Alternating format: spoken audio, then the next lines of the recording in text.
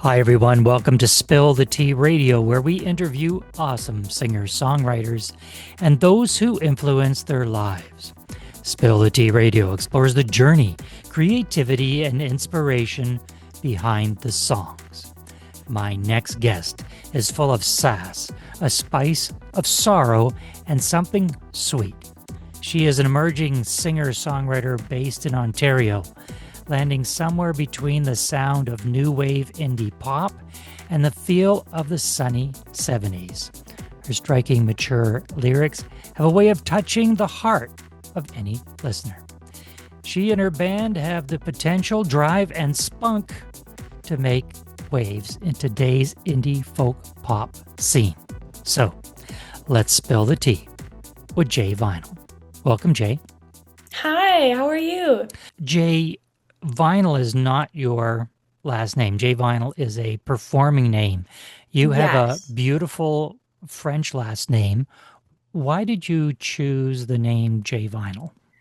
Well, in college, I had a professor who basically gave a speech to our class and said, if you guys want to be able to make it in this industry, people are going to have to know how to spell your name. And then he turned and he said, I'm looking at you, D'Entremont. And I said, you know what, you're right. And you know what, I'll take that. Which was kind of okay because saying my full name and then asking people to spell it was really a long shot. Except if you're French. Except if you're French, but even my French isn't that good, so. And how did you land on the name Vinyl? Final was it, I was thinking of my artist name and um what I kind of wanted it to embody, and I played around with a couple things like trying like other family names and whatnot, and then I just turned around and I looked at the back wall of my residence room, and um I had a bunch of vinyls on the wall, and they were all like super old vinyls. Like I had Bill Haley and the Comets, I had Dionne Warwick, I had um, one really random one that was like Hawaii's greatest hits. And I just thought to myself, like, what is more me than something that kind of references both the music industry and an admiration for the classics than vinyl. So um, that's kind of how J Vinyl came to be, and I've gone by Jay with loved ones and friends for my whole life. Like it's just a nickname I got, and it just it all just kind of came together and it clicked, and I was like, you know what, I think I kind of like this one. When we talk about your musical influences, I asked you about your family. You are an only child. I I'm an am only child. Big up to only twinsies. children. But you have an uncle that's a musician. He's in a Beatles cover band called The Shoes. So tell us how that has been an influence for you in your music career. Oh my gosh, yeah, my Uncle Dave. I don't think he's in the shoes anymore, but um, my whole life, anytime that we would go to spend a holiday with my dad's side of the family, um, usually we'd spend Christmas Day with my mom's side, and then we'd spend Christmas Eve with my dad's side. And every Christmas Eve, we walk in, and there's this baby grand piano in their living room. Um, because this is like my uncle is just somebody who's certainly put in his 10,000 hours to master his craft. Um, and you just walk in, and already he's just sat by the baby grand playing whatever is on his mind with three or four books open of ledgers. And every Christmas Eve we would have a family jam sesh because all of the nieces and nephews kind of took up some kind of instrument, and we'd all just sit around the piano playing with Uncle Dave. And his son is now an artist as well, and our youngest cousin is in musical theater, um, aud- currently auditioning to be in a play. I wish I knew what it was, but um, yeah, and he was actually the first instrumentalist I ever had on one of my songs. You have played some open mics, I have. and different artists have different opinions about open mics. Most believe that it's a good thing for your Mhm. career for various reasons. Give us your take on the open mics, Jay. What's the good, the bad, and the ugly? My take on open mics, I love open mics. I love a good open mic, but the thing is I never take myself too seriously at an open mic because it's not my show. So if I'm playing at an open mic, usually I'm just kind of doing it for fun. And I like to bring songs to open mics that I haven't played in front of an audience before to see how a room of unbiased people perceive my song. And if it's like, oh, I got three claps from the back of the room and those are the three people I showed up with, then maybe we don't take this one on tour. Um, but oftentimes I've had better reception of my songs at open mics than I have even at my own shows because it's unexpected. Mhm. And most of the time, people are at open mics to enjoy themselves and just to hear something new. It's not necessarily to like, I'm here to launch my career off the ground at this open mic that I go to every Thursday. It's more of like, hey, I'm here to see if people like my music. Really, that's how I take open mics and see if it's received well, and then potentially make connections as well in the area of, hey, you also do this thing. Do you want to write together sometime? And yeah, I don't know. I just think open mics are really fun. I don't think it's necessarily something to be taken too seriously, but I love them. Do you think the audience has a lower expectation at an open mic? Because we know at open mics, you'll get people up there that they've never performed before, or Yeah. they've got one bar and a chorus written to a song. So there's all different degrees of talent that's on stage. So when the audience hears someone that actually can sing, can play, and has a song up there that, well, that's something I would listen to. Do you think the expectation is lower at an open mic, and therefore you might get a better reaction? Potentially. I think that it depends where you go, because some open mics is like, it's almost, for example, a lot in London are frequented almost strictly by musicians. Mm. So everyone kind of brings something uh, very valuable to the table. But I've been to others where it's some people who, as you said, have never been on a stage before, have never performed before. And even so, I think that there's an element of kindness given by those audiences that they don't necessarily have huge expectations for those ones, but they're still so encouraging. Like they do still receive um, and applaud those performances just as much, you know? I think it just depends on the person and the open mic because it depends on the environment You that's going mentioned in London there's a number of open mics, and is there not a pecking order, but is there levels of open mics where, because I've been to an open mic where, you know, Joanne and I are the only ones that are on. in the audience, and the musicians are up there and they're playing. And then I've been to other open mics that are packed on a Mhm. regular open mic night. Are there different levels of open mics? Do you start off with, you know, the one or two people in the audience, or people that are surprised that, oh, we stumbled in here and there's an open mic. Oh, that's nice. And then you move up and up and up till you get to the level where you say it's a room full of musicians. I I think it would be unfair for me to kind of give an answer on that because I didn't start out going to open mics. I started out performing and then I started going to open mics because where I'm from, there's not a ton of them. Hmm. And the first open mic that I ever went to is a smaller open mic that's not so much frequented by strictly musicians, but there are a lot of musicians that go to it anyway. It's kind of like a 50-50 balance of people who have never been and people who perform on their own. Um, So that's kind of like I started in a very warm and welcoming and encouraging environment for open mics. And then right after that, the only open mics I've been to have been since I've been building my career in London. Whereas I'm learning about these open mics from fellow musicians who go to these musician-based open mics. So it's kind of tough to say. I'm sure that there are cities, like perhaps in Toronto, there might be more like start at the quieter one and then, you kind of unlock like the indie venues of like, hey, like this place is having an open mic tonight. But the two cities that I've primarily been located in aren't necessarily like gatekeepy like that. Um, and if it is, then I've just been on the right side of the gate. You have to have the secret handshake Yeah, no, to exactly. get You're like, in. what's the password? It's actually a speakeasy. It was never an open mic.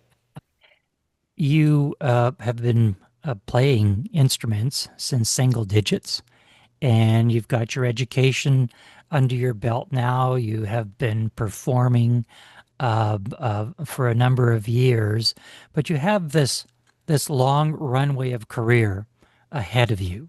So when I ask you, what does success look like for you? What would it look like in the future? And some people say, "Hey, I've already attained, success. I've got my goal was to get a record released or an EP done or an LP done." So, what does success look like for you in the future? I think success looks like a lot of things. I'm certainly a very goal-oriented person, and I have bigger goals and smaller goals, but um, my overall goal when I set out to have a career in the music industry was simply that, to have a successful career in the music industry, to be able to, at least for some time in my life, rely on my career as a singer-songwriter to be my primary source of income, or even potentially not as a singer-songwriter, but as another position in the industry, whether it's somebody working for a label or an A&R assistant. There's a lot of things that I think would be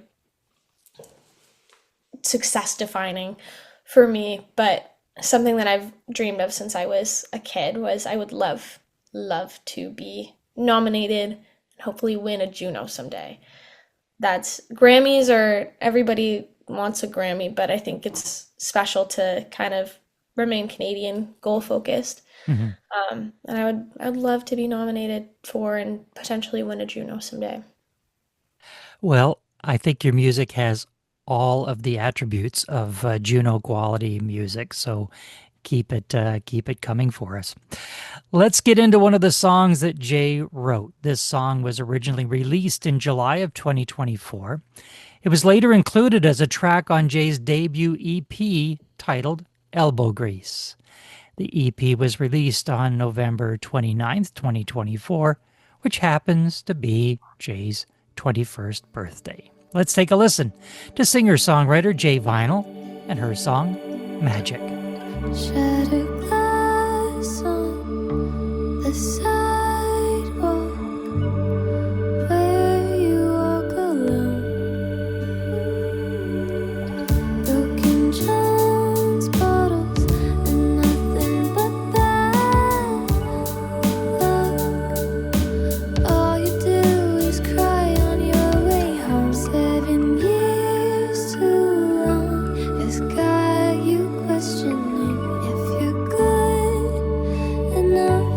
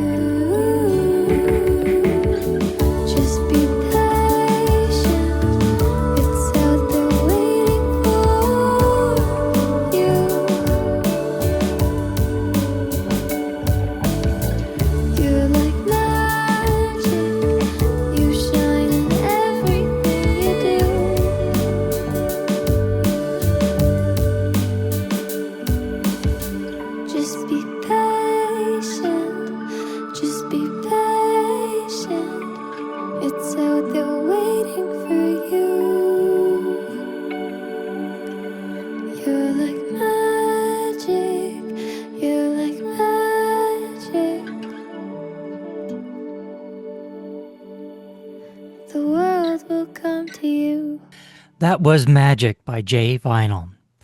Jay, tell us, what is that song about and what was the inspiration to write it? The inspiration behind that song was uh, witnessing my very best friend go through one of the most challenging times in her life, and kind of seeing her lose the spark in her eyes, um, but feeling as though I couldn't say anything. And I knew I couldn't really help her. She was going through what she was going through on her own, and I wanted to provide some kind of support for her, but in a way that she didn't feel as though she was being suffocated. And so I wrote Magic, and it started as a track that the producer had just like created and showed me, and I was like, I need this now, and I wrote the song within an hour. Um, and then later, I we lost the files for it. The hard drive that it was on completely wiped and crashed, and I never thought that we would be able to get it back to fix the couple things that I wanted to fix about it. And then I personally struggled with a year of depression after graduating because I felt really lost and I wasn't really sure what I was going to do now that I've graduated, and I don't have a job, but I have all the resources to have a job in the industry, but I can't find one. And just all of those big daunting questions of being a young adult. And it was in this fog of nerves and anxiety and depression that I was just going through files in my computer, and I found the file for Magic. Not the session, unfortunately, but just the file, and I listened to it, and it gave me comfort in my own scenario. And that's when I decided to release it, because even though I don't really like to listen to my own songs because it makes me feel weird, unless of course I'm like working on them in the studio, then I'm like, oh yeah, I'm super proud, but I don't really listen to my own songs as like leisure. And I listened to it and I felt comfort, and so I thought to myself that maybe somebody else would find the same. And so I decided to release it anyway. Jay, how do people find out more about you and your music? What's the website, socials, and streaming platforms? Everything is Jaivinyl, Jaivinyl. I've got a website, jvinyl.ca, my Instagram, Jvinyl, TikTok, Jvinyl, Facebook, Jvinyl with a space in the middle. And oh, what else was I going to say there? No, nothing else. Oh, jvinylmusic@gmail.com if you want to reach out to me. I love chatting, and you can find me under Jvinyl on all of the streaming platforms that can be streamed. We have been in conversation with Jay Vinyl. Jay, thanks for being with us. Thank you so much for having me.